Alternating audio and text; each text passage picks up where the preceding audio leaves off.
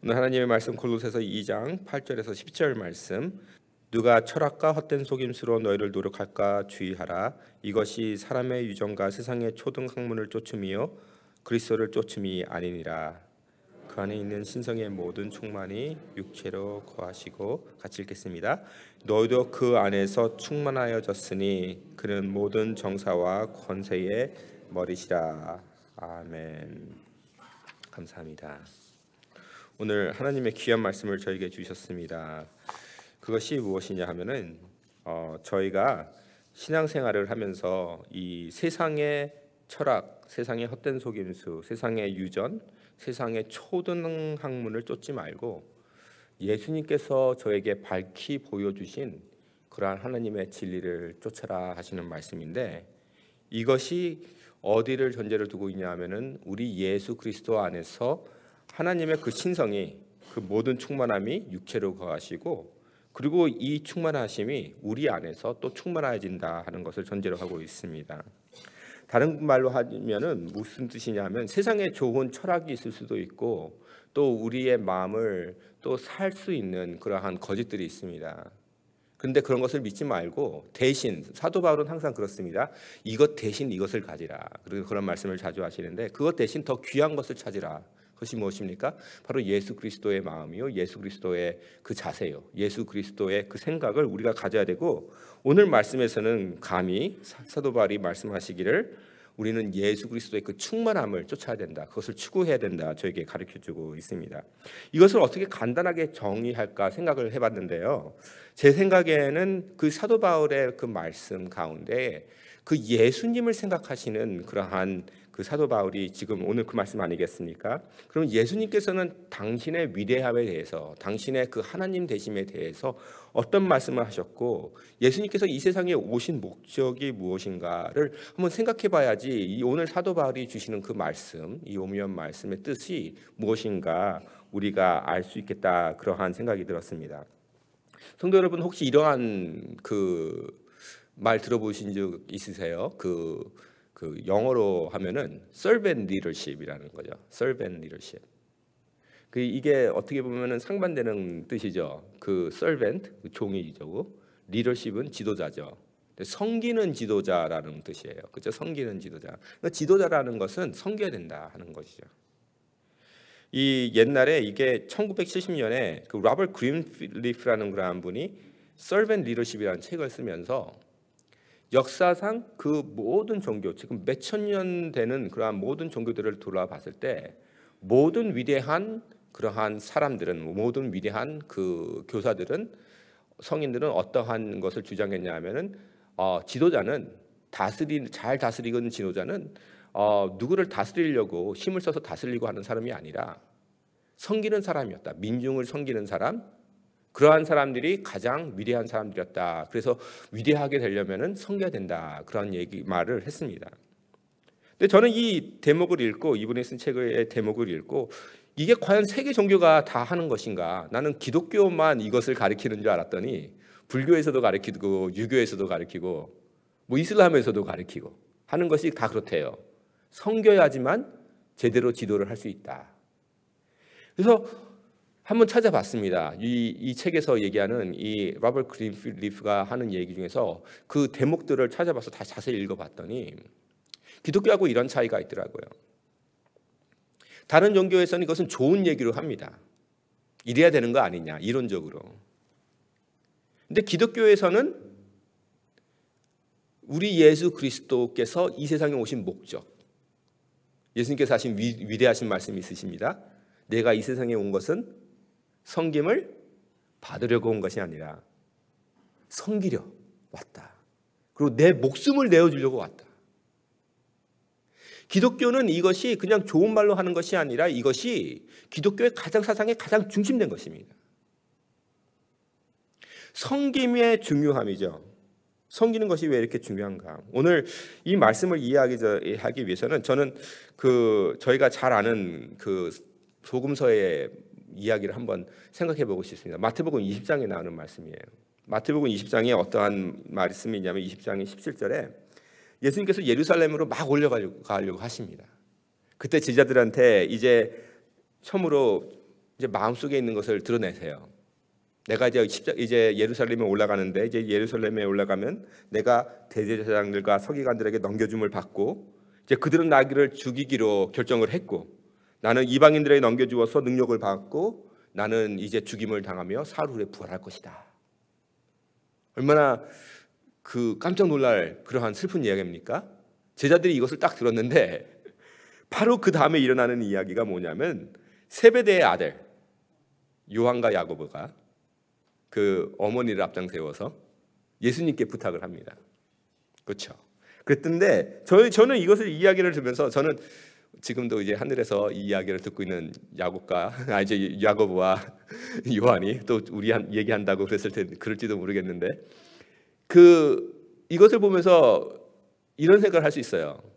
참, 엄마 치맛바람 붙잡고 예수님을 쫓아가는 그러한 야고보와 요한이 얼마나 한심한 사람들인가, 그런 생각을 할 수가 있는데, 거기보다 더 깊은 뜻이 있습니다. 그것이 무엇이냐면은, 옛날에 그 위대한 랍비들, 위대한 철학자들에게는 항상 후원자들이 있었어요. 뒤에서 후원해 주는 사람들이 꼭 있었습니다. 예수님도 예외는 아니었을 거예요. 예수님은 언제 목회하시면서 한 번도 사람들에게 헌금 받고 그러시지 않으셨죠. 누군가 항상 뒤에서 도와주는 사람이 있었는데, 성경을 자세히 읽어보면 여인들이 있었다 그래요. 예수님을 쫓아다니시면서 예수님의 모든 필요한 것을 대어주셨던 여인들이 있었습니다. 세베대의 부인 야고보와 요한과 야고보의 어머니가 이렇게 딱 나타난 것을 보면은 틀림없이 이분도 그 예수님을 보필해 하였던 그러한 위대하신 여인들 중에 한 분이었다는 것이죠. 근데 그 고대에는 그 후원자와 그 도움을 받는 사람의 관계가 있습니다. 후원자가 가지고 있는 그런 영향력이 있어요. 그렇기 때문에 이제 요한과 야고보는 어머니께서 나서서 이 부탁을 하시는 것입니다. 근데 인간적으로 볼 때요, 이것이 절대로 그렇게 무리한 요구가 아니겠죠. 예수님께 와가지고 지금까지 이렇게 열심히 도와줬는데 우리 아들들 또 예수님께서 좀 돌아봐 주시면 안 되겠습니까? 이제 주님의 영광으로 오실 때에 한쪽은 우편에 한쪽에 좌편에 앉게 하시는 것이 좋지 않겠습니까? 그러면 저희가 더 도와드릴 텐데, 그렇게 얘기를 하는 거예요. 그쪽도 좋고 우리도 좋고. 근데 예수님께서 이것을 보시면서 조금 민망히 생각을 하시죠. 그러면서 너희가 내가 마실 잔을 마실 수 있느냐? 그렇게 물어보니까 감히 이 두 제자가 그럴 수 있습니다, 이렇게 얘기를 합니다. 그랬더니 예수님께서 깜짝 놀라실 말씀하죠. 너희는 정말 그럴 거다. 그러나 내 우편과 좌편은 내가 내 마음대로 줄 수 있는 것이 아니다. 근데 여기에서 이 말씀을 하시고 예수님께서 이런 말씀을 하십니다. 제자들이 이걸 듣고 화가 나거든요. 분이 나거든요. 그래서 사이가 안 좋아졌어요. 싸우기 시작했어요. 예수님은 지금 십자가에 들어가셔서 이제 나는 희생 제물이 되겠다, 이렇게 말씀을 하시고 겸손한 말씀을 하시는데, 제자들은 교만한 마음으로 서로 싸우고 있는 것입니다. 이것이 뭐가 되냐면은 세상의 철학과 세상의 이치와 예수님의 마음이 상반되는 거예요. 세상의 이치로는 당연히 예수님을 도와줬으니까 웬만큼 챙겨야 되는 것인데, 예수님의 이치는 그렇지 않습니다. 예수님의 마음은 무엇입니까? 예수님의 모든 것을 내어주기로 세상으로 오신 거 아닙니까? 이것이 상반된다는 것입니다. 그때 예수님께서 이제 제자들을 불러다가 무리들 중에서 예수님을 가까이 불러다가 하시는 말씀이 있습니다. 이방인의 직권자들은 저희를 의미로 주관하고 그 대인들이 저희에게 권세를 부리는 줄을 너희가 알거니와.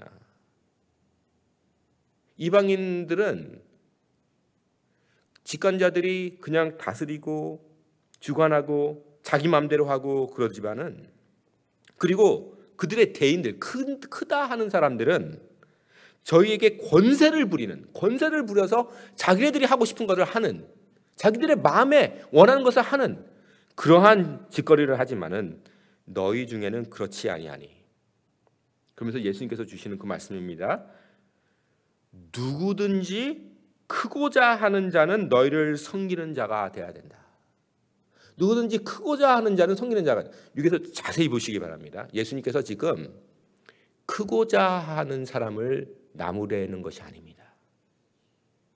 대인이 되기를 원하는 것, 위대하기를 원하는 사람을 나무라시는 것이 아니에요.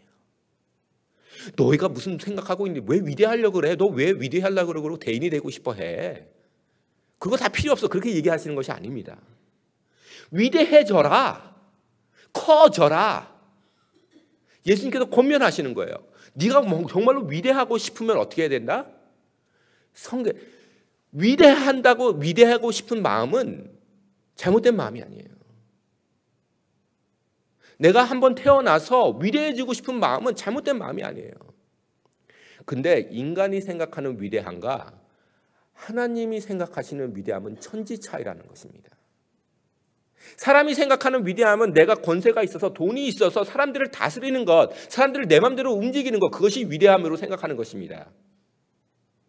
근데 예수님께서 주시는 그러한 하늘의 위대함, 하나님께서 아버지께서 생각하시는 위대함은 어떠한 것이냐 하면은 큰 자는 섬기는 것이다. 천지창조를 보시면 그렇죠.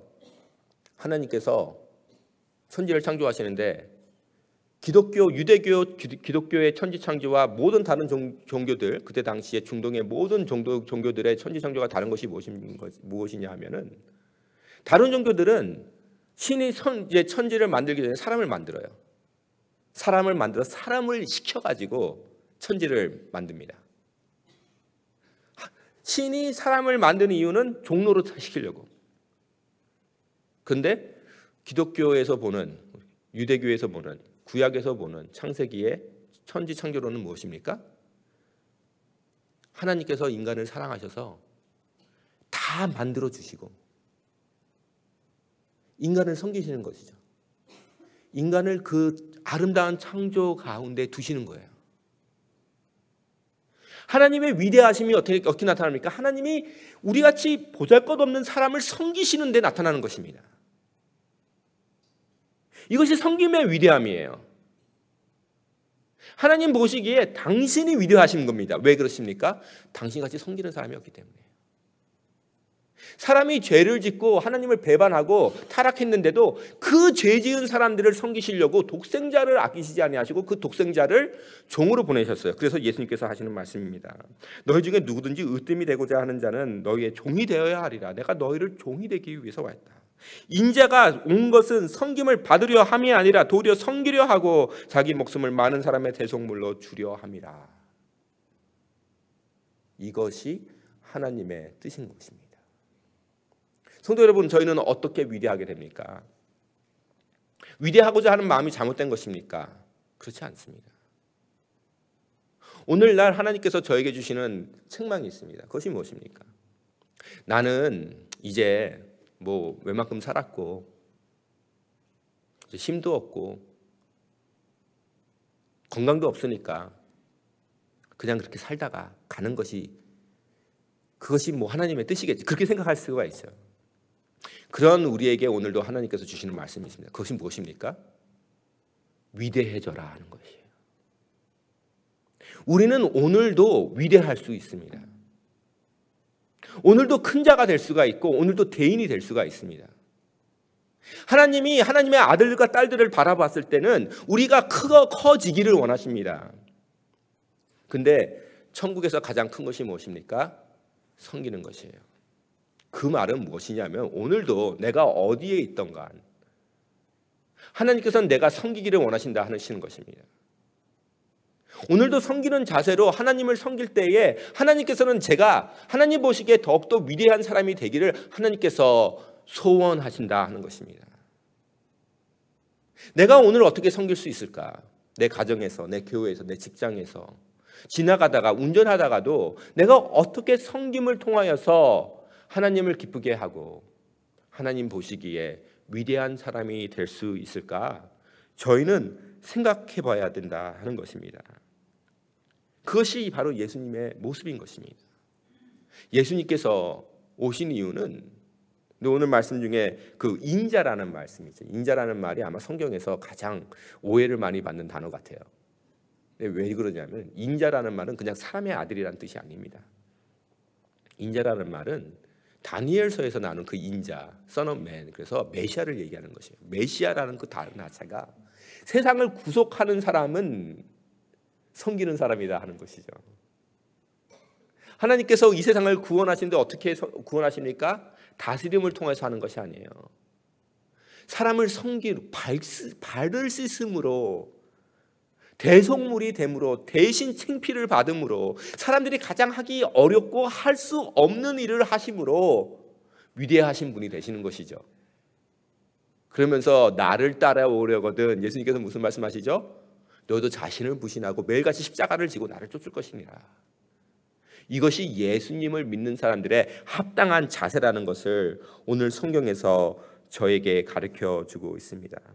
그런데 오늘 이 마태복음 20장 이 말씀을 하시고 예수님께서 이제 마태가 예수님의 이야기를 계속하면서 29절에 이러한 얘기를 줍니다. 예수님께서 여리고성을 이제 떠나서 이제 예루살렘 성으로 이제 올라갑니다. 그래서 막 올라가는데 많은 큰 군중이 예수님을 따릅니다. 성도 여러분, 그런 거 한번 생각해 보셨어요? 내가 걸어갈 때마다 군중이 따라요. 얼마나 뿌듯합니까? 그렇죠? 저도 그런 상상을 항상 해봤어요. 제가 갈 때마다 텔레비에 보면은 왜 무슨 이게 연기하는 사람이라든지 탤런트라든지 무슨 뭐 운동 선수들이 쫓아갈 때마다 사람들이 우르르 쫓아다니면은 얼마나 그 기분 좋겠습니까, 사실. 예수님은 가실 때마다 그랬어요. 비밀리 다니시고 그러셨는데 이제 마지막으로 예루살렘에 한 번 더 올라가십니다. 군중이 따라요. 얼마나 자기 도취하기 쉽습니까? 저도 가끔가다 착각하거든요. 제가 잘난 줄 알고 사람들이 따라주고 그러면 칭찬해주고 그러면 자기 도취돼가지고 이상한 말도 하고 굉장히 교만한 말도 하고 사람이 미쳐지는 것 같아요. 그렇죠? 굉장히 교만해지고. 예수님한테 군중이 따랐어요. 막 따라다니면서 예수님 좋다고. 나중에는 이 사람들이 호산나 호산나 그러면서 예수님 메시아로 부릅니다. 그러고 있는 상황에서 길가에 있는 소경들이 있습니다. 그 소경들이 예수님이 지나가신다는 그러한 얘기를 듣고 소리를 져요. 이 소경들이 보이는 것은 없는데 얼마나 목소리는 컸겠어요. 할 수 있는 게 막 소리를 내야지만 되니까. 목소리로만 사람을 부를 수 있으니까 소리를 막 지릅니다. 뭐라 그래요? 주여 우리를 불쌍히 여기소서 다윗의 자손이여. 우리를 불쌍히 여기소서 다윗의 자손이여. 그러니까 우리가 뭐라 그래요? 지금 우리 예수님 지나가시는데, 위대하신 분 지나가시는데 좀 조용히 있어. 근데 이게 말로만 그랬겠어요? 얼마나 사람들이 밀고 어떤 사람은 협박하고 때리고. 근데 예수님께서 머무르셨습니다. 그 자리에 쓰셨어요. 무리가 군중이 예수님을 쫓고 있는데 예수님의 그 군중의 도취가 되지 아니하시고 그 군중을 기쁘어 생각하지 아니하시고 지금 아무도 바라보지가 않고 있고 모든 사람이 무시하고 있고 모든 사람이 조용히 하라고 잠잠히 하라고 하는 그 두 소경을 바라보시면서 그들을 부르십니다. 그러면서 예수님께서 하시는 말씀이 내가 너에게 무엇을 하여 주기를 원하느냐. 이게 영어로 보면 굉장히 간단하죠. How can I help you? 우리가 식당에 갔을 때 웨이터리 와가지고 How can I help you? 얼마나 겸손하십니까? 근데 예수님이 지금 이게 쇼 하시는 거죠? 그렇습니까? 아니죠. 예수님께서 쇼 부리는 거 아니십니다. 사람들한테 거짓으로 겸손 보이시려고 그 군중 앞에서 나 이 정도 겸손해 하려고 하는 것이 아니죠. 방금 하신 말씀이 있지 않습니까? 인자가 이 세상에 온 것은 섬김을 받으려 한 것이 아니에요. 이렇게 지극히 작은 자까지라도 섬기려고 하는 것이 아니냐. 예수님의 그 미션 자체가, 예수님이 이 세상에 오신 그 미션이 무엇입니까? 그렇게 보잘것없는 사람, 저희 같은 사람들을 구원하시려고, 그들을 섬기려고 오신 거 아닙니까? 예수님께서 지금 이제 십자가에 돌아가시려고 예루살렘에 올라가는데 십자가에서 한번 딱 보여주시는 그러려고 오신 것이 아니죠. 예수님의 삶 전체가 태어나셨을 때부터 지금까지 모든 전체가 섬김을 위하여서 오셨다는 것입니다. 하루하루가 섬김이 되었을 때에 그는 결국 십자가로 가실 수 있었다는 것이죠. 그의 십자가로 가는 한 걸음 한 걸음은 다 섬김의 발걸음이라고 할 수 있다는 것이죠. 성도 여러분, 저희는 어떻게 생각해야 됩니까? 어떻게 정리를 해야 됩니까? 예수님께서 오늘 말씀에 저에게 주신 것이 있습니다. 그 가운데에는 신성의 모든 충만함이 있는데, 그리고 그 신성의 충만함은 세상 모든 정사와 권세의 머리인데, 세상에서 가장 위대하시고 가장 으뜸이 되시고 어떠한 권세보다 어떠한 정사보다 가장 으뜸이 되는데, 그 으뜸되는 정사가 무엇입니까? 그 으뜸되는 그 지도력이 무엇입니까? 섬기는 지도력이라는 것이죠. 왜 그렇습니까? 섬겼을 때에, 이같이 섬겼을 때에 마음을 주고 온몸을 다하여서 정성을 다하여서 섬기는 그러한 마음이 있었을 때, 그냥 사람의 몸을 움직이고 그들의 어떤 행동을 바꾸는 것이 아니라, 그래야지만 마음이 바뀌죠. 그래야지만 마음이 움직이죠. 그래야지만 세상 사람들이 하나님이 우리를 얼마큼 사랑하는가 감동이 되겠죠. 오늘날 우리는 너무나도 사람들의 행동을 바꾸려고 노력을 해요. 조금 더 점잖게 행동케 하기를 원하고, 우리 자녀들도 조금 더 철들기를 원하고. 근데 참된 지도력은 마음으로 움직이는 것입니다.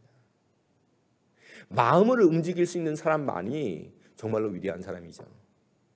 근데 그 마음을 움직일 수 있는 것은 무엇입니까? 섬기는 거예요. 아버지가 아들에게 한 번 더 신발 한 번 끈 묶어주고, 남편이 부인에게 가서 밥 해주고 물 한 컵 갖다 주고, 사장님이 말단 사원에게 격려의 말 해주고, 커피 한 번 사주고, 이러한 것들이 사람을 움직이는 것입니다. 교회에 어떻게 은혜가 충만합니까? 섬김이 그치지 않을 때예요. 더 믿는다, 더 신앙생활 했다, 더 가졌다 했던 사람이, 더 축복을 많이 받았다 하는 사람이 더 예수님을 닮아서 섬겼을 때에 교회는 은혜가 넘치는 것입니다. 섬김을 막으면 안 되는 것입니다. 우리는 계속 섬겨야 합니다. 섬김이 없으면 위대함이 없고, 섬김이 없으면, 그 위대함이 없으면 인생의 의미가 없습니다. 인생이 맛이 안 나요. 신앙생활에 맛이 없습니다. 그러면 교회는 죽습니다. 신앙이 죽어요. 오늘 주님께서 주시는 이 말씀이 있습니다. 세상의 철학, 세상의 속임수, 세상의 유전, 세상의 초등 학문을 버리고 예수 그리스도를 바라보면서 그의 위대함을 마음속에 가져라. 그가 하나님의 그 충만하심을 가졌고, 오늘 저에게 주시는 약속이 있습니다. 그것이 무엇입니까? 너희도 그 안에서 충만하여졌느니라. 예수 그리스도의 그 섬김을 통하여서 너희도 이제 그 마음에 충만함이 있습니다. 우리도 그 충만한 가운데서 섬길 수 있는 마음이 있습니다. 그때 예수님께서 저에게 권면하실 수 있습니다. 그것이 무엇입니까? 너희도 위대하기를 원하면, 너희도 큰 자가 되기를 원하면, 대인이 되기를 원하면 섬겨라 하시는 것입니다. 세상이 원하는, 세상이 생각하는 그 위대한 자가 되지 말고, 하나님께서 크다라고 생각하는, 하나님께서 으뜸이라고 생각하는 그러한 섬기는 지도자가들이 되시기를 주님의 이름으로 축원합니다. 오늘 저희가 기도하실 때에, 하나님, 제가 이 말씀을 믿게 하여 주시옵소서. 이것이 진리인 것을 믿게 하여 주시옵소서. 내가 섬길 때에 주님께서 나를 크게 쓰신다는 것을 믿게 하여 주시옵소서. 세상에 다스리고자 하는 그러한 세상의 그 욕심을 버리고 더욱더 작은 사람 섬길 수 있도록 오늘도 저를 훈련시켜 주십시오. 기도하는 그러한 귀한 기도의 시간을 갖게 했습니다. 다 같이 기도하시겠습니다.